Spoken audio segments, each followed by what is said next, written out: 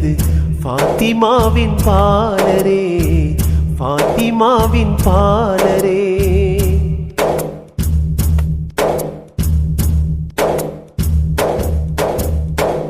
தந்தைக்கு வந்த பிணி கருவிலிருந்து தீர்த்து வைத்தீர்.